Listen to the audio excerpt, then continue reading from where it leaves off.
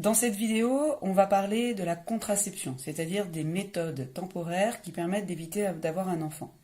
Alors, pour avoir un enfant, la première chose, il faut qu'il y ait un rapport sexuel. Ce rapport sexuel, il va déposer ici, au fond du vagin, au niveau du col de l'utérus, des millions de spermatozoïdes. Ces spermatozoïdes vont passer le col de l'utérus, puis l'utérus. Ensuite, ils vont se séparer, partir soit à droite, soit à gauche, aller dans les trompes utérines, et puis éventuellement rejoindre ici donc un ovule. Il faudra donc qu'il y ait eu ovulation, qu'il y ait un ovule qui soit sorti donc de l'ovaire. Donc ici on voit que c'est représenté sur cet ovaire gauche. Et ensuite l'ovule sera sorti et à ce niveau-là, à peu près de la trompe, il y aura eu fécondation. Ensuite, la cellule œuf formée, puis l'embryon, va pouvoir être amené grâce à des petits cils jusqu'à l'intérieur de l'utérus.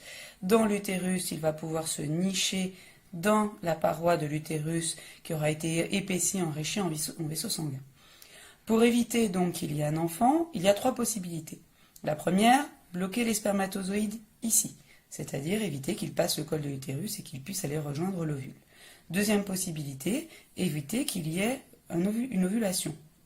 Et puis enfin, on peut aussi éviter qu'il y ait l'anidation. On va donc voir ces différentes méthodes. On va tout d'abord voir comment bloquer l'ovulation. Alors, il faut déjà savoir, d'une manière très simplifiée, que s'il y a ovulation, c'est parce que juste avant l'ovulation, il y a un pic d'hormones. Alors, on a vu qu'à partir de la puberté, chez la femme, il y avait des hormones qui étaient produites. Et voilà, on voit ici sur ce graphique, de manière très simplifiée, qu'il y a un pic d'hormones juste avant l'ovulation. Et c'est ce qui va déclencher la sortie d'un ovule mature dans un des deux ovaires. Donc l'idée, ça va être de pouvoir prendre des hormones de manière à éviter ce pic d'ovulation. Alors, cette prise d'hormones, elle peut se faire de différentes manières. La manière la plus courante, c'est ce qu'on appelle la pilule. En fait, c'est la pilule contraceptive. Pilule, ça veut juste dire un petit comprimé. Alors, cette pilule contraceptive, elle se présente sous forme de plaquettes, comme celle-ci. C'est des plaquettes où il y a 28 pilules. Alors, on va prendre chaque jour, à la même heure, un comprimé. Ce comprimé, il contient des hormones. L'idée, c'est d'avoir toujours la même quantité d'hormones et donc d'éviter ce pic qui va éviter l'ovulation. L'inconvénient de la pilule, c'est qu'il faut absolument prendre ce comprimé tous les jours à la même heure. Si on décale de quelques minutes ou peut-être d'une heure, c'est pas très grave. Simplement, si on oublie de prendre sa pilule, eh bien ce qui risque de se produire, c'est qu'il y ait une ovulation. Donc à ce moment-là, il y a de nouveau un risque de fécondation. Si on oublie de prendre la pilule, il faut absolument contacter son médecin pour voir ce qu'on peut faire ou utiliser un autre moyen de contraception pendant le reste du cycle. Alors, cette pilule, elle se prend donc tous les jours à la même heure, mais vous voyez que là, j'ai des comprimés qui ne sont pas de la même couleur. En fait, ces comprimés sont vides. Il n'y a pas d'hormones à l'intérieur. Le fait qu'il n'y ait pas d'hormones à l'intérieur, ça va permettre aux règles de revenir. Donc, la femme va prendre un comprimé chaque jour pendant 21 jours qui vont éviter l'ovulation, puis ces comprimés-là qui vont permettre aux règles de revenir. Ensuite, elle recommencera une autre plaquette de pilules. Alors, ces inconvénients de la pilule, le fait de risquer de l'oublier, eh bien, on a trouvé des moyens pour les éviter. Alors, parmi ces moyens, il existe l'anneau contraceptif. L'anneau contraceptif, en fait, il va être plié et il va être introduit au fond du vagin, ici, autour du col de l'utérus. On le met et on le garde pendant 3 semaines. Pendant 3 semaines, il va diffuser des hormones dans le corps de la femme et donc éviter ce fameux pic d'ovulation. Ensuite, on le retire, les règles reviennent et on va remettre cet anneau pour 3 semaines. Ça évite donc les oublis pendant 3 semaines. Il existe aussi d'autres méthodes pour éviter les oublis, par exemple le patch. Alors, le patch, c'est un peu comme un patch peut-être que vous avez déjà vu pour arrêter de fumer. On va le coller dans le dos et ce patch va diffuser des hormones pendant 1 semaine. On peut prendre sa douche avec, pas de problème. Au bout d'1 semaine, on l'enlève, on en met un autre, on fait ça pendant 3 semaines d'affilée, ensuite 1 semaine sans patch pour que les règles reviennent. Enfin, dernière méthode, qui dure un peu plus longtemps, c'est ce qu'on appelle l'implant contraceptif. Alors dans ce tout petit bâtonnet, en fait, il y a des hormones qui vont être diffusées dans l'organisme. Ce petit bâtonnet, il est introduit sous le bras, sous la peau du bras, pardon, et il va rester en place pendant 3 ans. Pendant 3 ans, il va donc diffuser des hormones dans le corps de la femme pour éviter l'ovulation. Alors, comme on diffuse des hormones constamment, il se peut que les règles ne se produisent pas pendant 3 ans. Et puis, dans certains cas, eh bien, ça entraîne un peu des saignements à des moments où on ne pensait pas les avoir. Et donc, à ce moment-là, on peut retirer l'implant si on ne le souhaite pas. Alors, L'avantage de l'implant, c'est qu'il n'y a pas d'oubli pendant 3 ans. L'inconvénient, c'est que si on souhaite avoir des enfants, durant ces 3 ans, il va falloir aller voir un médecin pour qu'on enlève l'implant. Donc c'est une méthode très adaptée si on ne souhaite pas avoir d'enfants dans les 3 ans qui viennent, mais c'est une méthode qui peut poser souci si on ne sait pas trop si on veut avoir des enfants ou pas. Pour éviter la fécondation, on peut également empêcher les spermatozoïdes qui sont émis au fond du vagin de passer le col de l'utérus, de remonter l'utérus et donc d'aller rejoindre l'ovule. Pour ça, il existe différentes méthodes. Il existe ce qu'on appelle les capes cervicales ou les diaphragmes, que vous voyez ici sur 2 images. Alors, ces morceaux de silicone, en fait, se plient, s'introduisent au fond du vagin avant le rapport sexuel. Ils vont se déposer au fond contre le col de l'utérus et donc, d'une manière très mécanique, empêcher les spermatozoïdes de remonter le col de l'utérus. Alors, ils ne sont pas efficaces à 100%, c'est pour cette raison qu'on va les coupler avec ce qu'on appelle des spermicides. Les spermicides, ce sont des substances chimiques qui sont soit des crèmes, soit on appelle ça des ovules, donc des petits médicaments, qui vont être mis dans le vagin et qui vont tuer les spermatozoïdes. Donc, quand on couple la cape cervicale ou le diaphragme et les spermicides, de cette manière-là, on évite qu'une très grande partie des spermatozoïdes remontent et rejoignent l'ovule. Alors, ce n'est pas la méthode la plus efficace, mais c'est une méthode contraceptive. Il existe d'autres méthodes contraceptives qui empêchent les spermatozoïdes de passer, notamment la plus connue, le préservatif. Alors, voilà ici un préservatif. Alors, première chose à regarder quand on a un préservatif, c'est la date de péremption. Cette date de péremption, vous voyez ici, eh bien, qu'elle est dépassée. C'est-à-dire que ce préservatif est périmé depuis novembre 2018. Alors ici, vu l'utilité que je vais en avoir, c'est pas très grave. Par contre, dans la vraie vie, dans la réalité, impossible de se servir d'un préservatif dont la date de péremption serait dépassée. Le préservatif, il est très fin et il faut faire très attention à sa qualité. Donc si la date de péremption est dépassée, on jette le préservatif, on ne s'en sert pas. Il faut également regarder la norme. Ici, vous voyez que c'est écrit CE. Donc, il faut que ce soit écrit au moins CE, si possible NF, c'est-à-dire norme française ou norme européenne, qui signifie que ce préservatif, eh bien, on peut s'en servir, qu'il n'y a pas de risque qu'il craque, par exemple, ou qu'il se déchire. Alors, il faut également faire très attention à l'emballage. Bien regarder que l'emballage soit intact. C'est le cas ici. Il n'est pas usé, il n'est pas abîmé. C'est très important parce que, comme je vous l'ai dit, le préservatif, c'est quelque chose de fragile. Si l'emballage est abîmé, le préservatif risque d'être abîmé également. Il faut aussi faire attention à la façon dont on conserve ce préservatif. Éviter absolument de le conserver dans un endroit trop chaud, par exemple. Éviter aussi les frottements. Alors, si on veut être sûr, on peut avoir 2 préservatifs sur soi. Comme ça, si on voit qu'il y en a un qui est abîmé, l'emballage n'est pas en bon état, et bien à ce moment-là, on ne l'utilise pas et on utilise l'autre éventuellement. Ensuite, pour ouvrir le préservatif, pas d'ongles, pas de ciseaux, pas de dents, ça s'ouvre très facilement. Voilà, on le déchire ainsi. Donc, le préservatif, vous voyez que c'est une membrane très fine. Si je mettais un cheveu dessous, je le sentirais. Alors, le préservatif est enroulé sur lui-même. Il va falloir donc le dérouler sur le pénis en érection. Pour dérouler ce préservatif, eh bien, il n'y a qu'un seul sens possible. Et donc, pour éviter les erreurs, il faut essayer sur les doigts.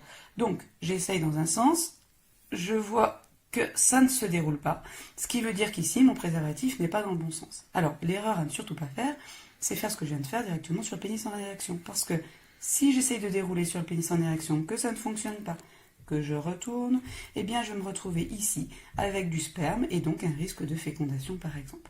Donc d'abord on essaye sur les doigts de retourner le préservatif. Si on peut le retourner, si on peut le dérouler, c'est qu'il est dans le bon sens. Alors, pour ensuite le positionner correctement, je le mets sur le pénis en érection et vous voyez qu'ici, il y a une petite poche. C'est ce qu'on appelle le réservoir, c'est ce qui va accueillir le sperme.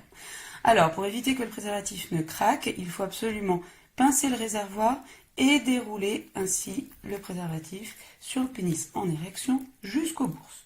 Ensuite a lieu le rapport sexuel, l'éjaculation, le sperme se retrouve donc ici. Alors là, on a l'impression que le sperme peut s'écouler, sauf que ici c'est un doigt, c'est pas un pénis en érection.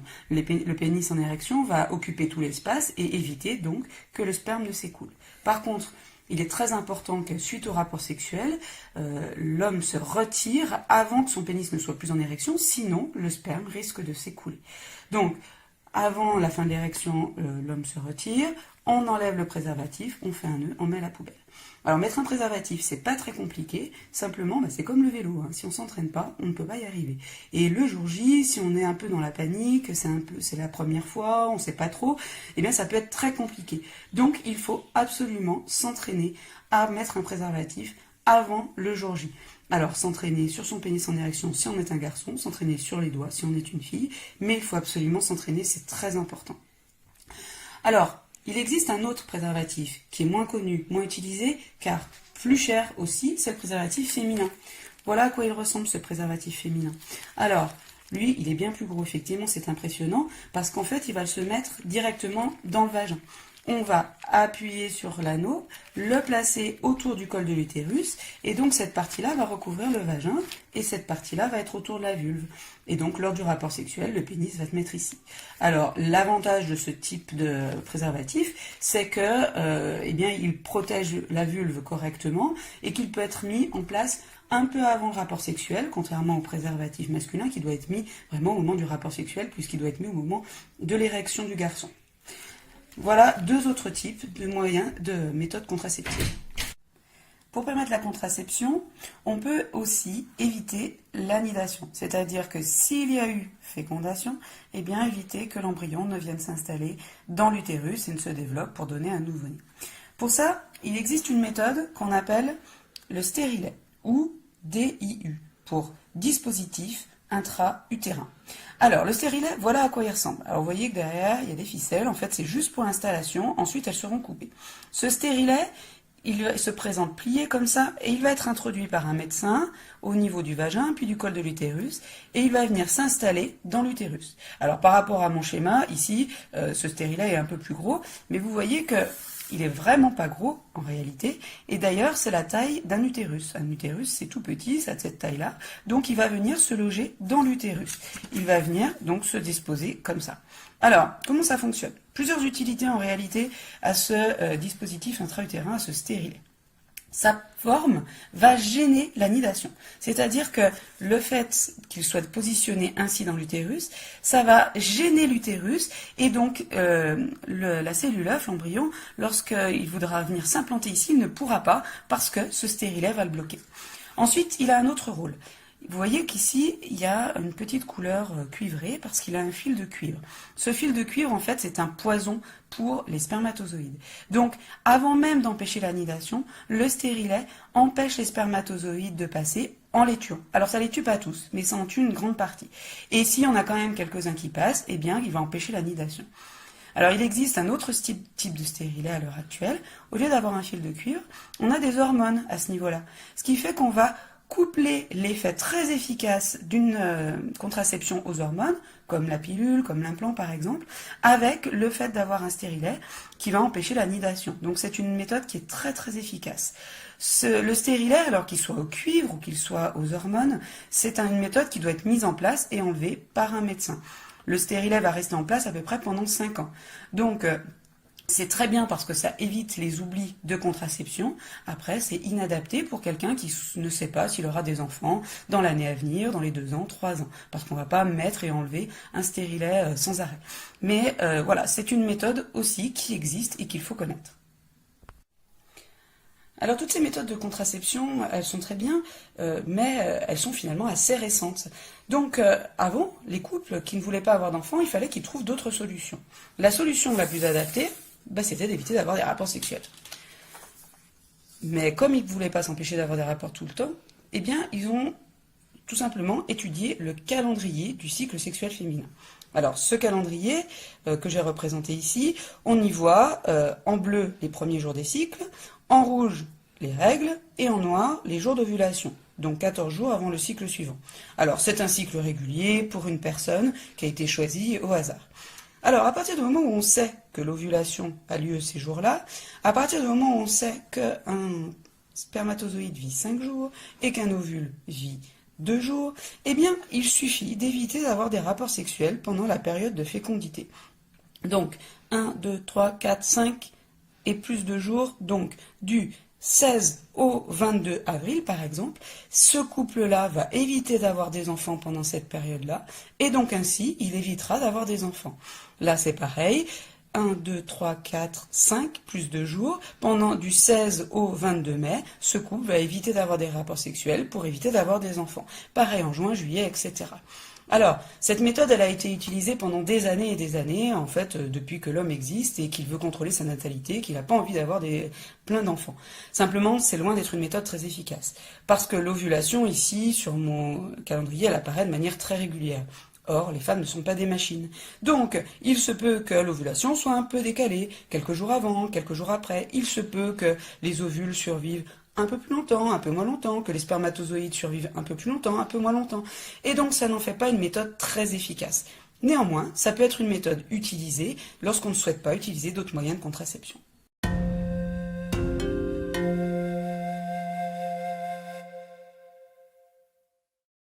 Dans cette leçon, nous allons découvrir une méthode de contraception par l'allaitement qui permet de ne pas retomber enceinte durant les 6 premiers mois suivant l'accouchement. Cette méthode est très efficace et fonctionne pour 98% des femmes.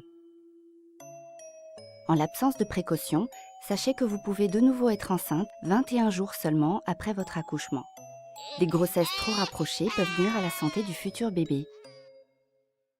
L'idéal serait d'attendre entre 18 et 23 mois avant le début de la prochaine grossesse. Habituellement, cela correspond à la période où votre premier bébé commence à marcher. Le corps de la femme produit des hormones tout au long de sa vie.